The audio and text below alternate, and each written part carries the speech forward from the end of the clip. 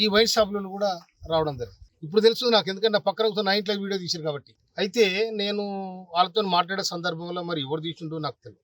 నేను వాళ్ళు వస్తే నా ఇంట్లో వాళ్ళకు ఛాయ్ ఇచ్చి మంచినీళ్ళు ఇచ్చి మర్యాద చేసి నాకు నా దగ్గర కూర్చొని పెట్టుకున్నాను. ఏ ఎమ్మెల్యే కూడా కూర్చొని పెట్టుకోడు.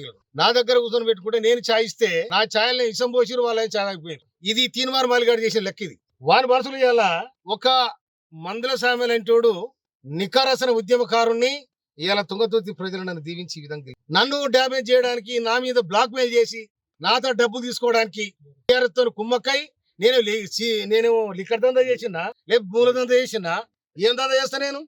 నా దందంతా ప్రజలతోనే, నా జీవితం ప్రజలతోనే బతికినాను నేను. అందుకోసమని నాతో డబ్బు లేని నాడు జనము మొన్న ఎన్నికల్లో నాకు సందాలు ఇచ్చి గెలిపించుకున్న ప్రజలు. అటువంటి చిల్లర దందాలు నేను చేయను. కానీ చిల్లరేషాలు వేసి ఇవాళ ఎవడైతే నా మీద వీడియో తీసిండో వాడు పోయి ఇవాళ తీర్మానం మలయ స్టూడియోలో కూర్చున్నాడు. మరి అతను చేపించినాడు అనుకోవాలా, ఎవరు చేపించాడు అనుకోవాలా నేను? అందుకోసం దీన్ని చట్టపరంగా ఇవాళ ఒక దళితుడు, ఒక మాదిగ వ్యక్తి రాష్ట్ర ప్రభుత్వంలో ఉండడం ఇష్టం లేదా? బీసీలు అంటారు, ఎస్సీలు అంటారు, ఎస్టీలు అంటారు, సామాజిక న్యాయం. ఎక్కడ పోయినా సామాజిక న్యాయం ఇదేనా? బ్లాక్ మెయిల్ రాజకీయాలా సామాజిక న్యాయం ఇదేనా? ఇది కాదు కదా. సమాజం ఏమనుకోవాలి?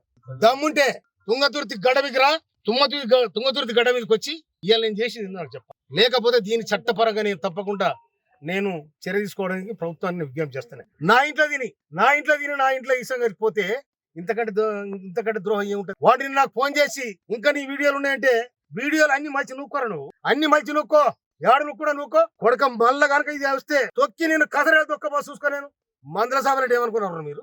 నేను మా కార్యకర్త దాచుకుంటే న్యాయం కోసం తుంగతుర్తి పోరుగడ్డ కొట్టడానికి అడ్డాయి. కానీ మమ్మల్ని బ్లాక్ మెయిల్ చేసి, మమ్మల్ని చీటింగ్ చేసి నా ఇంటికి వచ్చి నా దగ్గర తిని నాకు వీడియో తీపిస్తారా మీరు? నేను ఇవాళ సమాజంలో ఒక మార్పు రావాలి, గుర్తింపు రావాలి, ఒక సమాజం ఈ విధంగా ఉండాలని ఇవాళ కాంగ్రెస్ ప్రభుత్వం, ఇవాళ రేవంత్ రెడ్డి ప్రభుత్వం మేము విజ్ఞప్తి చేస్తే మాకు ఏబిసిడి వర్గీకరణ చేసింది. మాదిగ మంత్రి కావాలని కొట్లాడినా మేము. కొట్టాడు అధిష్టానం పోయి ఇవాళ మాదిగ మంత్రిని తీసుకొచ్చిన వాళ్ళ ప్రధాన పాత్ర వహించిన నేను.